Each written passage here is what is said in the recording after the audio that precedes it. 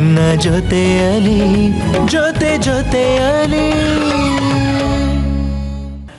ಅದೇನ್ ಬೇಕಾದ್ರೂ ಆಗೋಗ್ಲಿ, ನೀನ್ ಬಾಯಿ ಮುಚ್ಕೊಂಡು ಸುಮ್ಮನೆ ಇರ್ಬೇಕು.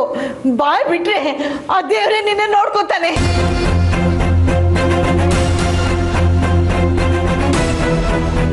ನನ್ನ ಬಾಯನ್ನು ಮುಚ್ಚಿಸ್ಬಿಟ್ಟೆ ರಂಗ. ಆದರೆ ಹಕ್ಕಿದ ಬಾಯಿ ಯಾವತ್ತೂ ತೆರೆದೇ ಇರುತ್ತೆ. ಒಂದಲ್ಲ ಒಂದಿನ ಕಾದಿದೆ ಇವರಿಗೆ ಭಾರಿ ಹಬ್ಬ.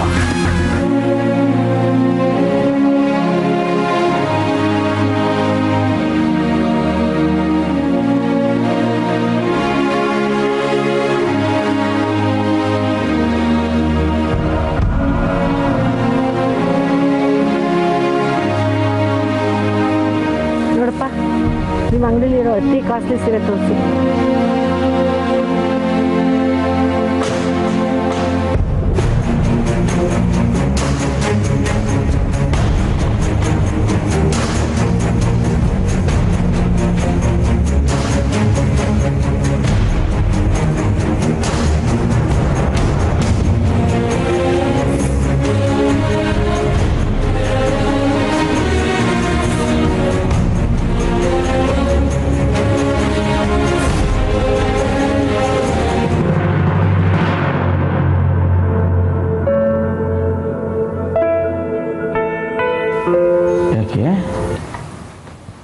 ಮತ್ತೇನಾಯ್ತು? ಇನ್ನೂ ಏನಾಗ್ಬೇಕ್ರಿ, ಇವತ್ತು ಅಂಗಡಿಲಂತೂ ಎಂಥ ಮುಜುಗರ ಆಗೋಯ್ತು ಗೊತ್ತಾ. ನಮ್ಮ ಮಗ ಅನ್ನಿಸ್ಕೊಂಡವನು ಈಗಲೇ ಹೆಂಡತಿ ಪಾರ್ಟಿ ಸೇರ್ಕೊಂಡ್ಬಿಟ್ಟಿದ್ದಾನೆ. ನಾವು ಅಪ್ಪ ಅಮ್ಮ ಅವನ ಪಕ್ಕದಲ್ಲೇ ನಿಂತಿದ್ದೀವಿ. ಒಂದ್ಸತಿನಾದ್ರೂ ನಮ್ಮ ಕಡೆ ತಿರುಗಿ ನೋಡಿದ್ನ? ಸರಿ, ಅವನ ಹೆಂಡತಿನ ವಿಚಾರಿಸು, ಅತ್ತೆನ ವಿಚಾರಿಸು, ನಾದ್ನಿನ ವಿಚಾರಿಸು, ಇದೇ ಆಗೋಯ್ತು. ಅದಕ್ಕೆ ಸೀರೆ ಹಾಸೋದೇನು, ನಗ್ಸೋದೇನು, ಮನೆಗೆ ಡ್ರಾಪ್ ಮಾಡ್ತೀನಿ ಅಂತ ಹೇಳೋದೇನು, ಹಂಗೆ ಯಾಕೋ ಭಯ ಆಗ್ತಿದೆ ರೀ. ಹೀಗೆ ಬಿಟ್ಟರೆ ನಮ್ಮ ಮಗ ನಮ್ಮ ಕೈಗೆ ಸಿಗೋದಿಲ್ಲ. ಅವನು ಪೂರ್ತಿ ಹೆಂಡತಿ ಗುಲಾಮ ಆಗಿಬಿಟ್ಟು ಅತ್ತೆ ಮನೆ ಸೇವೆ ಮಾಡ್ಕೊಂಡು ಇದ್ಬಿಡ್ತಾನೆ. ಅವನಿಷ್ಟದಾಗ ಮದುವೆ ಮಾಡಿದ ತಪ್ಪಿಗೆ ನಮ್ಮ ಮಗನ ನಾವು ಕಳ್ಕೋಬೇಕಾಗುತ್ತಾ? ಶಾಂತಿ, ಯಾಕೆ ಇಷ್ಟೊಂದು ನೆಗೆಟಿವ್ ಆಗಿ ಯೋಚನೆ ಮಾಡ್ತಾ ಇದೀಯಾ? ನೋಡು, ನಮ್ಮ ಮಗ ಹಾಗಲ್ಲ. ನಮ್ಮನ್ನು ನಾವು ಯಾವತ್ತೂ ಬಿಟ್ಕೊಡೋದಿಲ್ಲ. ಹೇಳೋಕ್ಕಾಗಲ್ಲ ರೀ. ಮದುವೆ ಆದಮೇಲೆ ಹುಡುಗರು ಹೆಂಡತಿ ಸರಿ ಹಿಡ್ಕೊಂಡು ಅಂದ್ರೂ ಮುಗೀತು. ಆಮೇಲೆ ನಾವು ಕಸಕ್ಕಿಂತ ಕಡಿಮೆ ಆಗ್ಬಿಡ್ತೀವಿ.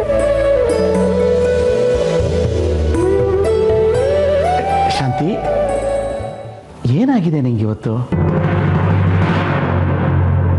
ಬಾಯ್ಲಿ, ನನ್ನ ಜೊತೆ ಬಾ, ಹೇಳ್ತೀನಿ.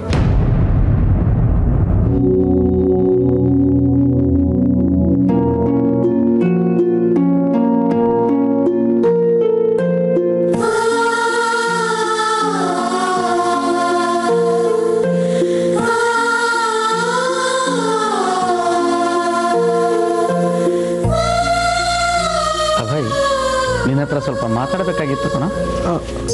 ಹೇಳಿ ಡ್ಯಾಡ್. ನಿನ್ನಮ್ಮಂಗೆ ಭಯ ಶುರು ಆಗ್ಬಿಟ್ಟಿದೆ. ಮದುವೆ ಆದಮೇಲೆ ನೀನು ನಮ್ಮನ್ನು ಸಂಪೂರ್ಣವಾಗಿ ನೆಗ್ಲೆಕ್ಟ್ ಮಾಡಿಬಿಡ್ತೀಯನೋ ಅಂತ. ಇತ್ತೀಚೆಗೆ ನೀನು ಶಾಲಿನಿ ಮನೆಯವ್ರಿಗೆ ತುಂಬ ಕ್ಲೋಸ್ ಆಗಿದೆಯಾ. ಅವ್ರ ಮನೆ ಹುಡುಗನ ಥರನೇ ಕೆಲಸ ಮಾಡಿಕೊಡ್ತಿದೀಯಾ. ಇದೇ ರೀತಿ ಮುಂದುವರೆದ್ರೆ ಎಲ್ಲಿ ನೀನು ಅವ್ರ ಮನೆಗೆ ಸೇರ್ಕೊಂಡ್ಬಿಡ್ತೀಯೋ ಅಂತ ಹೆದರಿದಾಳೆ. ಅವಳಿಗೆ ಹೇಗೆ ಸಮಾಧಾನ ಹೇಳ್ತೀವಿ ಹೇಳಪ್ಪ?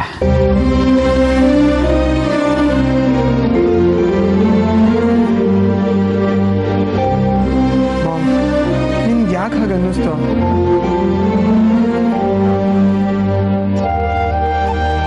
ನಿನ್ನ ನಡವಳಿಕೆನ ಹಾಗಿದೆಯಲ್ಲ ಅಬ್ಬಿ. ಅಬ್ಬಯ್, ನೀನನ್ನು ತುಂಬ ಹಚ್ಕೊಂಡ್ಬಿಟ್ಟಿದ್ದೀವೋ. ಮದುವೆ ಆದಮೇಲೆ ಈ ಅಪ್ಪ ಅಮ್ಮನ ಉಡಾಫೆ ಮಾಡಬೇಡ್ವೋ? ಅದನ್ನು ತಡ್ಕೊಳ್ಳೋ ಶಕ್ತಿ ನಮಗಿಲ್ಲ. ನನ್ನ ಮೇಲೆ ಅನುಮಾನನ ನಿಂಗೆ? ಅಲ್ಲ, ನಿನ್ನ ನಾನು ಉಡಾಫೆ? Never ma'am. ನಿನ್ನನ್ನು ನಾನು ಯಾವತ್ತೂ ಬಿಟ್ಕೊಡಲ್ಲ. ಅದು ಅಲ್ಲದೆ ಶಾಲಿನಿ ಮನೆಯವ್ರು ತುಂಬ ಕಷ್ಟದಲ್ಲಿದ್ದಾರೆ. ಅವ್ರ ಮನೇಲಿ ಯಾರು ಬೇರೆ ಗಂಡು ಮಕ್ಕಳಿಲ್ಲ. ಅವರೊಬ್ಬರೇ ಎಲ್ಲ ಮದುವೆ ಕೆಲಸನ ನೋಡ್ಕೊಳ್ಳೋಕೆ ಕಷ್ಟ ಆಗಲ್ವಾ? ಅದಕ್ಕೆ ಅವ್ರ ಜೊತೆಲೇ ಇದ್ಕೊಂಡು ಅವಾಗ ಅವ್ರಿಗೆ ಸಹಾಯ ಮಾಡೋಣ, ಧೈರ್ಯ ತುಂಬೋಣ ಅಂತ ಅಂದ್ಕೊಂಡೆ. ಹಂಗಂತ ಅಂತ ನಿನ್ನ ನಾನು ಯಾವತ್ತೂ ನೆಗ್ಲೆಕ್ಟ್ ಮಾಡಿಲ್ಲ ಮಾಮ್. ನನಗೆ ಮೊದಲು ನೀನು. ನನ್ನ ಲೈಫಲ್ಲಿ ಯಾರೇ ಬಂದರೂ ನಿನ್ನ ಪೊಸಿಷನ್ ನಿನ್ಗೆ ಇದ್ದೇ ಇರುತ್ತೆ. ಹೆಂಡತಿಯಾಗಿ ಶಾಲಿನಿ ಪೊಸಿಷನ್ ಅವ್ರಿಗೆ, ರಚಿನ್ ಪೊಸಿಷನ್ ರಚಿನ್ಗೆ, ಪಾಪ್ಸ್ ಪೊಸಿಷನ್ ಪಾಪ್ಸ್ಗೆ. ಇಷ್ಟೇ ಮಾಮ್, ಇದು ಯಾವತ್ತೂ ಬದಲಾಗಲ್ಲ. ಹಾಗಾಗಿ ನನಗೆ ಇದ್ರ ಬಗ್ಗೆ ಕನ್ಫ್ಯೂಷನ್ನೇ ಇಲ್ಲ. ಪ್ಲೀಸ್ ಮಾಮ್, ನನ್ನ ಮೇಲೆ ಡೌಟ್ ಪಡಬೇಡ. ನೀ ನನ್ನ ಅಮ್ಮ, ನಿನ್ನಿಂದನೇ ನಾನು. ಅಂಥದ್ದಲ್ಲಿ ನಿನ್ನನ್ನು ದೂರ ಮಾಡ್ಕೊಳ್ಳೋಕ್ಕೆ ಸಾಧ್ಯನೇ ಇಲ್ಲ. ಅಕಸ್ಮಾತ್ ಅಂಥ ಪರಿಸ್ಥಿತಿ ಏನಾದರೂ ಬಂದರೆ ನಾನು ಬದುಕಿರೋದೇ ಇಲ್ಲ. ಅಭಿ ಬಿಡ್ತು ನಿಜ ಮಾಮ್, ಟ್ರಸ್ಟ್ ಮೀ, ಈ ನಂಬಿಕೆನ ನಾನು ಯಾವತ್ತೂ ಕಳ್ಕೊಳ್ಳೋದಿಲ್ಲ.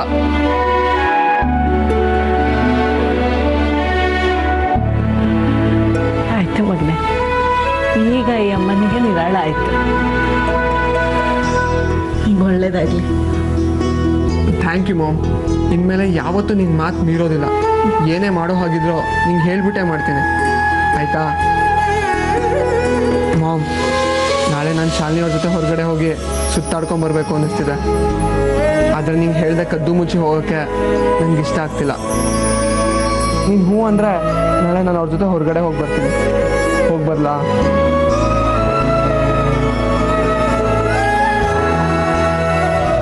ಆಯ್ತು ಪುಟ್ಟ, ಹೋಗ್ಬಾ, ಖುಷಿಯಾಗಿರು ಅಷ್ಟೇ.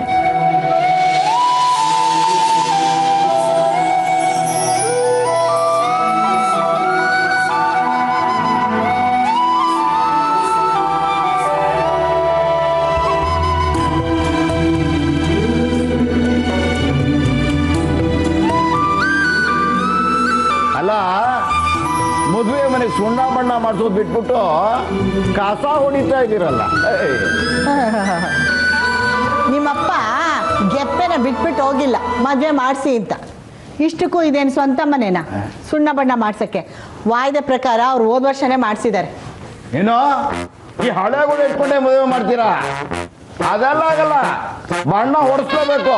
ಇದ್ರೆ ನಾನು ಮದುವೆಗೆ ಬರಲ್ಲ. ಬರಬೇಡ, ನೀನು ಯಾರು ಬರಕ್ಕೆ ಹೇಳಿದ್ದು? ಬರಲ್ಲ ಬರಲ್ಲ ಅಂದ್ರೆ ಬರಲ್ಲ. ಮದುವೆ ಮನೆಗೆ ಹೋದ ತಕ್ಷಣ ಗಂಡಿನ ಮನೆಯವ್ರು ಕೇಳ್ತಾರೆ, ಹುಡುಗಿ ಅಪ್ಪ ಯಾಕೆ ಬಂದಿಲ್ಲ ಅಂತ. ಅವಾಗ ಏನು ಹೇಳ್ತೀರಾ? ನೀನು ಜನ್ಮಕ್ಕೆ ಬೆಂಕಿ ಹಾಕ ಅಪ್ಪನ ನೀನು. ಮಗಳ ಮದುವೆಗೆ ಬರಲ್ಲ ಅಂತ ಹೇಳ್ತೀಯಲ್ಲ, ಮಾನ ಮರ್ಯಾದೆ ನಾಚಿಕೆ ಹೇಸಿಗೆ ಒಂದೂ ಇಲ್ಲ. ಅಯ್ಯೋ ಮಳಿದ್ರು, ಬನ್ನಿ ಬನ್ನಿ ಬನ್ನಿ ಬನ್ನಿ ಬನ್ನಿ.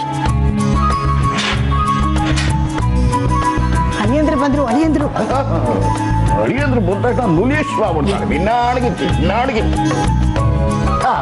ಬನ್ನಿಪ್ಪ, ಬನ್ನಿ ಬನ್ನಿ. ಅಲ್ಲಪ್ಪ, ನಿಮ್ಮ ಮನೆಗೆ ಸಿಂಗಾರ ಮಾಡ್ಕೊಂಡ್ಬಿಟ್ರು ಸಾಕೇನಪ್ಪ. ಅಲ್ಲ, ಹುಡುಗಿ ಮನೆಗೂ ಒಂದಿಷ್ಟು ಡೆಕೋರೇಷನ್ ಮಾಡಿಸ್ಬೇಕು ಅಂತ ಗೊತ್ತಿಲ್ವಾ? ಅದೆಲ್ಲ ಅಗತ್ಯನೇ ಇಲ್ಲ ಅಂಕಲ್. ನನಗೆ ಹೊರಗಡೆ ಸೌಂದರ್ಯಕ್ಕಿಂತ ಮನಸ್ಸಿನ ಸೌಂದರ್ಯನೇ ಮುಖ್ಯ ಅನಿಸುತ್ತೆ. ಹಾಗೆ ನೋಡಿದ್ರೆ ನಿಮ್ಮ ಮನೇಲಿ ಎಲ್ಲರೂ ಅದ್ಭುತವಾಗೇ ಇದ್ದಾರೆ. ಅಷ್ಟು ಸಾಕು ನನಗೆ.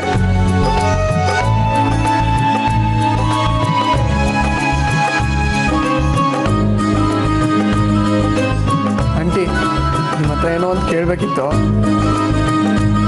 ಇವತ್ತು ಶಾಲಿನಿ ಅವ್ರನ್ನ ಸುಮ್ಮನೆ ಹಾಗೆ ಆಚೆ ಕರ್ಕೊಂಡು ಹೋಗೋಣ ಅನ್ನಿಸ್ತು, ಅದಕ್ಕೆ ಬಂದೆ. ಪ್ಲೀಸ್ ಕಳ್ಸ್ಕೊಡ್ತೀರಾ? ಏಯ್, ಅದೆಲ್ಲ ಆಗೋದಿಲ್ಲ. ಏನು ಆಟ ಆಡ್ತೀರೇನಪ್ಪ? ಮದುವೆಗೆ ಮುಂಚೆ ಬೇರೆ ಗಂಡನ ಜೊತೆ ನಾವು ಕಳ್ಸೋದಿಲ್ಲ. ಬೇರೆ ಗಂಡಸು ಅಂತ ಯಾಕಂತೀರ? ಅವ್ರೇನು ಬೇರೆಯವರ? ನಾಳೆ ಅವಳನ್ನ ಮದುವೆ ಆಗೋರು. ನೀನು ಧಾರಾಳವಾಗಿ ಕರ್ಕೊಂಡು ಹೋಗಪ್ಪ. ಅವ್ರು ಯಾವಾಗಲೂ ಹಾಗೇನೆ. ಹುಡುಗಿ ಅಪ್ಪ ನಾನು, ನನ್ನ ಪರ್ಮಿಷನ್ ಸಂಗಯ್ಯ ಕರ್ಕೊಂಡು ಹೋಗ್ತೀಯ ನೀನು? ಪ್ಲೀಸ್ ಅಂಕಲ್, ಇದೊಂದೇ ಒಂದ್ಸಲ. ಸಾರಿ, ಅವ್ರನ್ನ ಫೋರ್ಸ್ ಮಾಡಬೇಡ. ನನಗೂ ಬರೋಕ್ಕೆ ಮನಸ್ಸಿಲ್ಲ. ಶಾಲಿನಿ, ಏನಮ್ಮ ನೀನು? ಅಳಿಯಂದ್ರು ಏನೇನೋ ಆಸೆ ಇಟ್ಕೊಂಡು ನಿನ್ನನ್ನು ಕರೀತಿದ್ದಾರೆ. ಹೋಗ್ಬಿಡ್ಬಾ. ಹ್ಞೂ ಅಕ್ಕ, ಅವ್ರು ನಿನ್ನ ಜೊತೆ ಏನೇನೋ ಪರ್ಸ್ನಲ್ ಆಗಿ ಮಾತಾಡೋದೆಲ್ಲ ಇರುತ್ತೆ. ಹೋಗಿ ಡಿಸಪಾಯಿಂಟ್ ಮಾಡಬೇಡ, ಹೊರಡು.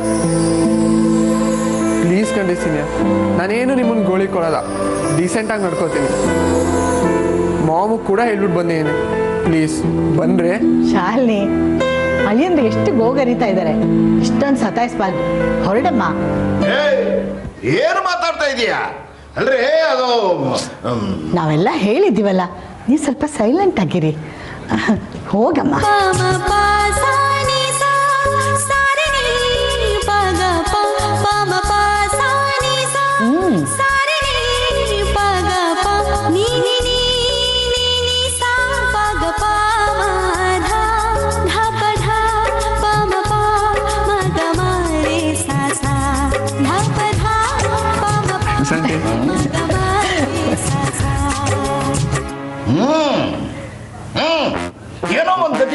ಹುಚ್ಚಿಯ ನೀನು. ನಾನು ಎಷ್ಟು ಬೇಡ ಅಂದ್ರು ಅವನ ಜೊತೆ ಕಳ್ಸಿದೀಯಲ್ಲ. ಈಗಿನ ಕಾಲದ ಹುಡುಗರು ಹುಡುಗಿರ ಜೊತೆ ಹೆಂಗೆಂಗ ನಡ್ಕೋತಾರೆ. ನಡ್ಕೊಳ್ಳಿ ಬಿಡ್ರಿ, ಯಾವತ್ತಿದ್ರು ಅವನು ಅವಳನ್ನ ಕಟ್ಕೊಂಡು ಹೋಗ್ತಾನೆ. ಕಟ್ಕೊಂಡ್ರೆ ಪರವಾಗಿಲ್ಲ ಕಣೆ. ಏನಾದ್ರು ಗಲಾಟೆಯಾಗಿ ಮದುವೆ ನಿಂತ್ಕೊಂಡ್ಬಿಟ್ರೆ ಅಥವಾ ಅವನಿಗೆ ಏನಾದ್ರು ಹೆಚ್ಚು ಕಡಿಮೆ ಏನೇ ಮಾಡ್ತೀಯಾ? ನಾನು ನಿನ್ ಗಂಡ ಕಣೆ. ಬಾರ್ಸದಲ್ಲ, ಇನ್ನೊಂದ್ಸಲಿ ಈ ತರ ಮಾತಾಡಿದ್ರೆ ಕೈ ಕಾಲು ಮುರಿದು ಮೂಲೆ ಕೂರಿಸ್ಬಿಡ್ತೀನಿ. ನಾಗೇನ ಎಕ್ಕಡನ ಮಗಳ ಮದ್ವೆ ನಿಂತೋಗ್ಲಿ ಅಂತ ಹೇಳ್ತಿಲ್ಲ ನೀನು. ಬಾಯಿ ಮುಚ್ಕೊಂಡು ಕೂತ್ಕೊಂಡ್ರೆ ಸರಿ. ಬೀಡೆ ಬೀಡೆ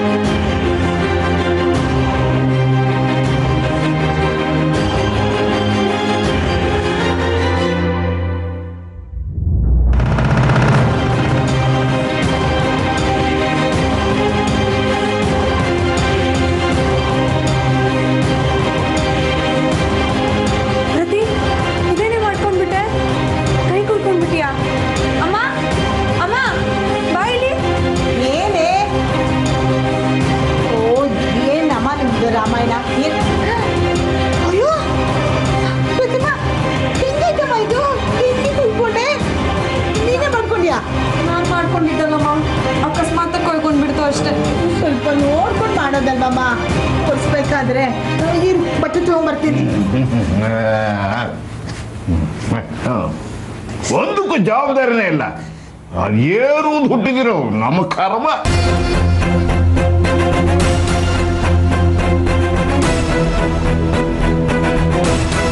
ಅದಾಗದೇ ಆಗಿರೋ ಥರ ಇಲ್ವಲ್ಲ?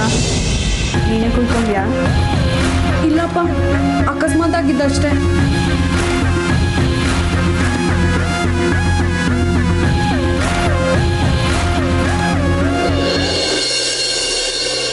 ವೆಲ್ಕಮ್.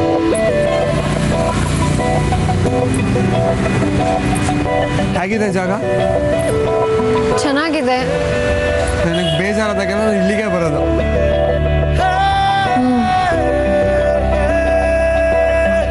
ಮೆನು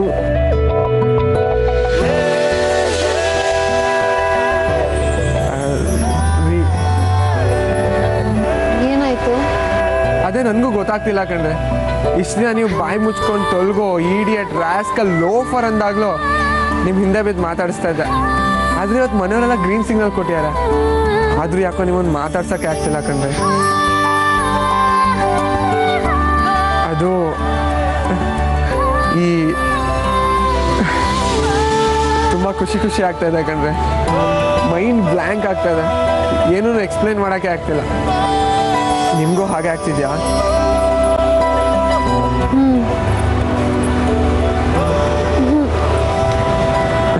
ಸರಿ, ಹೋಗ್ಲಿ ಬಿಡಿ. ಬನ್ನಿ ಕೂತ್ಕೊಳ್ಳೋಣ.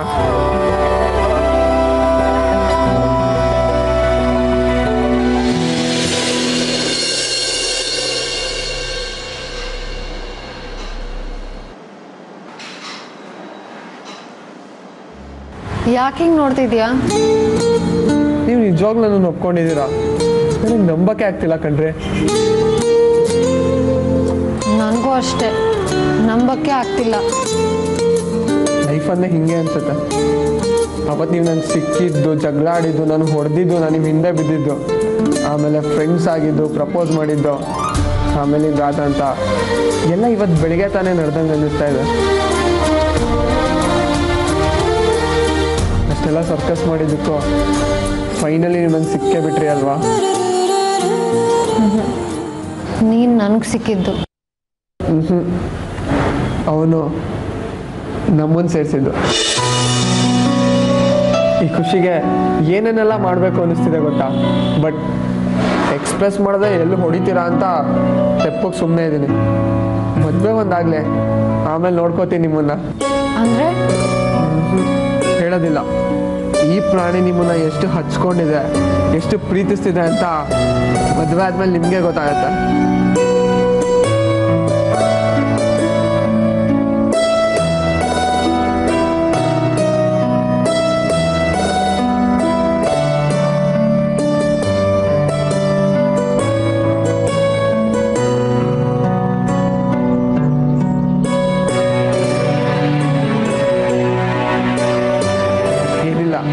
ಈ ನನ್ನ ಸೀನಿಯರ್ಗೆ ಏನೋ ಒಂಚೂರು ಕೊಡಬೇಕಿತ್ತು.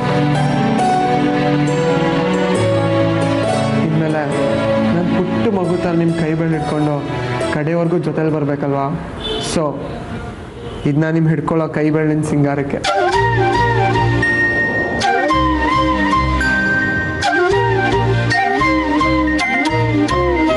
ಆಮೇಲೆ ನಾನು ಪ್ರತಿದಿನ ಹಸ್ಕೊಂಬಂದಾಗ ಈ ಕೈ ನನಗೆ ಊಟ ಬಡಿಸುತ್ತೆ, ಆರೈಕೆ ಮಾಡುತ್ತೆ, ನನ್ನ ತಲೆಯಲ್ಲಿ ಕೈ ಆಡಿಸುತ್ತೆ, ನನ್ನ ಕೆನ್ನೆ ಹಿಂಡುತ್ತೆ, ಪ್ರೀತಿಯಿಂದ ನನ್ನ ಕೆನ್ನೆ ಹೊಡೆಯುತ್ತೆ.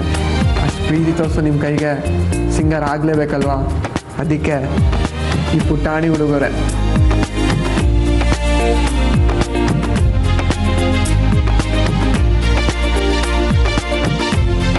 ಆಮೇಲೆ ನಾನು ಯಾವಾಗಲೂ ನಾನ್ ಸ್ಟಾಪ್ ಮಾತಾಡ್ತಾನೆ ಇರ್ತೀನಂತೆ. ಅದನ್ನೆಲ್ಲ ಕೇಳಿಸ್ಕೊಳ್ಳೋದಕ್ಕೆ ನಿಮ್ಮ ಕಿವಿ ಯಾವಾಗಲೂ ರೆಡಿಯಾಗಿರ್ಬೇಕಲ್ವಾ? ನನ್ನ ಖುಷಿನ, ನನ್ನ ಸಂತಾನ, ನನ್ನ ಸೋಲನ್ನ, ನನ್ನ ಗೆಲುವನ್ನು ಎಲ್ಲದನ್ನು ಒಂದೇ ಪೇಸಲ್ಲಿ ಕೇಳಿಸ್ಕೋಬೇಕಲ್ವಾ? ಅದಕ್ಕೆ ನಿಮ್ಮ ಕಿವಿನ ಮೊದಲು ಸಿಂಗಾರ ಮಾಡಬೇಕು.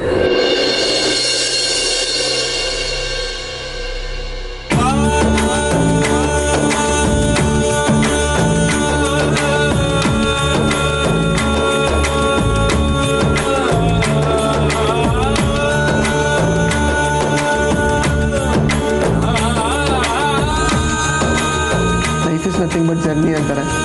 ಇಡೀ ಜೀವನದ ಪ್ರಯಾಣನ ನನ್ನ ಜೊತೆ ಹೆಜ್ಜೆ ಹಾಕೋಕೆ ಅಂತಾನೆ ಆ ನಿಮ್ಮ ಮುದ್ದಾದ 2 ಪಾದಗಳು ಸಿದ್ಧವಾಗಿವೆ. ಲೈಫ್ ಲಾಂಗ್ ನನ್ನ ಜೊತೆ ನಡೆಯೋ ಪಾದಗಳಿಗೆ ಸಿಂಗಾರ ಆಗಲೇಬೇಕಲ್ವಾ?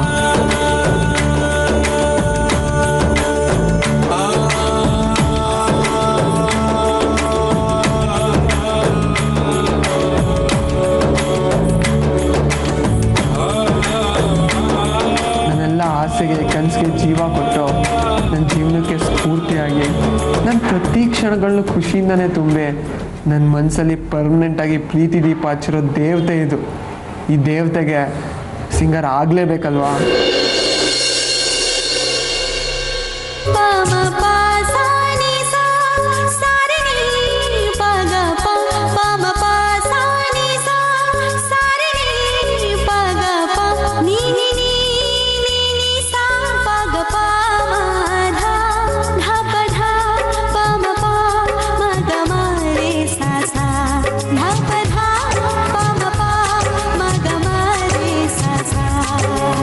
ಸೀನಿಯರ್, ಏನಾಯ್ತು? ಯಾಕ್ರಿ ಇದೆಲ್ಲ ಇಷ್ಟ ಆಗ್ತಿಲ್ವಾ?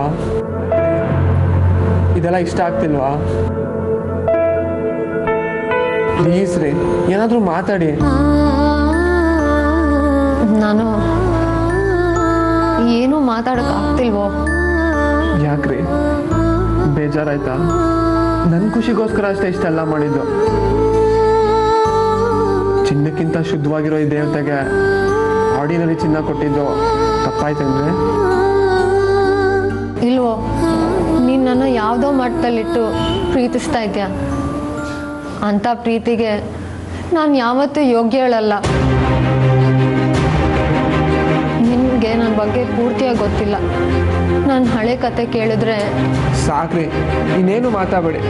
ಎಷ್ಟು ಸಲ ಹೇಳೋದು ನಿಮಗೆ, ನಿಮ್ಮ ಹಳೆ ಕತೆ ನನಗೆ ಬೇಕಾಗಿಲ್ಲ. ಅದರಿಂದ ಯಾವುದೇ 3 ಕಾಸಿನ ಪ್ರಯೋಜನ ಆಗಲಿ, ಬದಲಾವಣೆ ಆಗಲಿ ಆಗಲ್ಲ. ನಿಮ್ಮ ಲೈಫಲ್ಲಿ ಎಂಥದ್ದೇ ಅನಾಹುತ ನಡೆದಿದ್ರೋ ನಾನು ನಿಮ್ಮನ್ನ ಇಷ್ಟೇ ಪ್ರೀತಿಸ್ತೀನಿ ರೀ.